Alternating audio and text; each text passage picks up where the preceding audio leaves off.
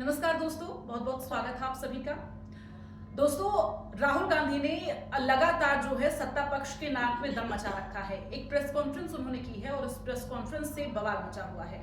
दरअसल आपको बताएं कि राहुल गांधी की यह प्रेस कॉन्फ्रेंस न सिर्फ चुनाव आयोग पर आरोपों की झड़ी लगी है, बल्कि विपक्ष पर भी कई बड़े आरोप लगे हैं। और इस प्रेस कॉन्फ्रेंस की वजह से दोस्तों संसद भवन के अंदर ही एनडीए दल की बैठक शुरू हो गई। अब आप सोचिए, इस प्रेस कॉन्फ्रेंस में ऐसा क्या था कि अचानक से एनडीए दल के सभी नेता पहुंचे और बैठक संसद भवन के अंदर शुरू करनी पड़ी। दरअसल इस प्रेस कॉन्फ्रेंस में राहुल गांधी ने चुनाव आयोग पर कई बड़े आरोप लगाए। न सिर्फ आरोप लगाए बल्कि सबूत भी पेश किए हैं।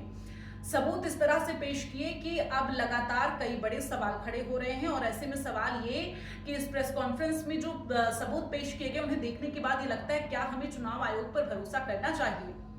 क्योंकि आपको बता दें कि इस प्रेस कॉन्फ्रेंस के दौरान गोदी मीडिया भी लगातार राहुल गांधी को अपने स्क्रीन पर, टीवी चैनल जो है अपनी स्क्रीन पर जगह देते हुए, स्पेस देते हुए नजर आए।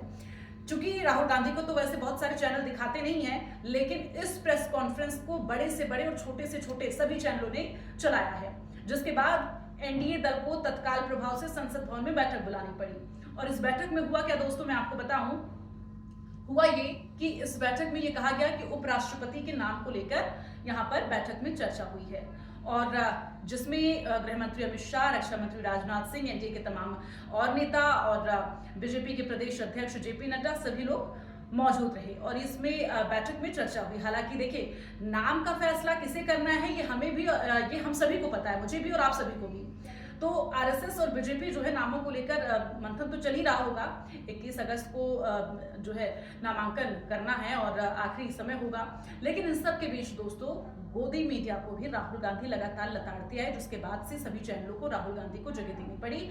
और यही वजह थी कि ये प्रेस कॉन्फ्रेंस, जिसमें कई बड़े सबूत पेश किए गए, इसको हाईलाइट ना करके बल्कि जो एनडीए की बैठक हुई वो हेडलाइन बनाई जाए, ये मुख्य मकसद यहाँ पर बताया जा रहा है। लेकिन इन सब के बीच आप समझिए कि राहुल गांधी ने जो प्रेस कॉन्फ्रेंस की है उसमें जो सबूत पेश किए गए हैं, उसमें कर्नाटक की अगर हम बात कर ले दोस्तों, तो कर्नाटक के एक लोकसभा के एक विधानसभा में, आप समझिए एक विधानसभा में 4 जगहों पर एक ही वोटर ने वोट डाला है। राहुल गांधी ने बकायदा स्क्रीन पर दिखाया भी कि किस तरह से एक ही व्यक्ति 4 जगहों पर एक विधानसभा के अंदर वोट डाल रहा है। अब आप समझिए कि ये कहा जाता है कि चुनावी प्रक्रिया जो है निष्पक्ष तरीके से कराई जा रही, पारदर्शी तरीके से कराई जा रही है, लेकिन एक व्यक्ति एक विधानसभा के अंदर वोट कैसे डाल सकता है 4 जगहों पर, ये बड़ा सवाल है। अब इन सब के बीच राहुल गांधी कई बड़े सबूत जो है, आप देखिए एक मोटा सा रजिस्टर जो है वो राहुल गांधी के हाथ में है। कई पन्ने इसमें जो आप देख रहे हैं, ये सबूतों का पिटारा है जो राहुल गांधी पूरी तरह से प्रेस कॉन्फ्रेंस में मीडिया के सामने, देश के सामने कर चुके हैं।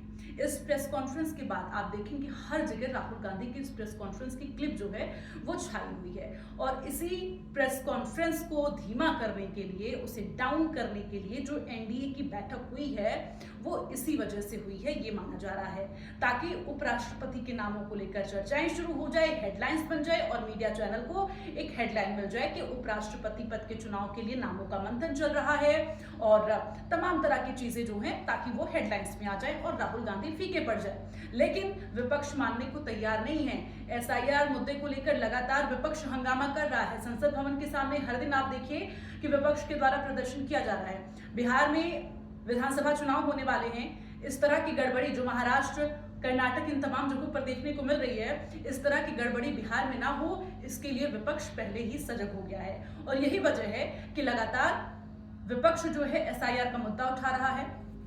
चुनाव आयोग से विपक्ष ने डाटा मांगा कि जो चुनाव हुए हैं उनका डाटा मुहैया कराया जाए। अब दोस्तों, जो राहुल गांधी ने प्रेस कॉन्फ्रेंस किया है, होना तो ये चाहिए कि चुनाव आयोग को भी प्रेस कॉन्फ्रेंस करके, अगर राहुल गांधी जो बता रही है वो गलत है, तो चुनाव आयोग को भी प्रेस कॉन्फ्रेंस कर इस बात का सबूत देना चाहिए कि राहुल गांधी यहाँ झूठ बोल रहे हैं, ये गलत आरोप लगा रही है। चूंकि तेजस्वी यादव के प्रेस कॉन्फ्रेंस के बाद तो चुनाव आयोग ने तुरंत प्रेस कॉन्फ्रेंस करके और तमाम जानकारियां डिटेल दी थी, लेकिन अब राहुल गांधी के प्रेस कॉन्फ्रेंस के बाद भी ऐसा करना चाहिए था, लेकिन ऐसा हो नहीं रहा है।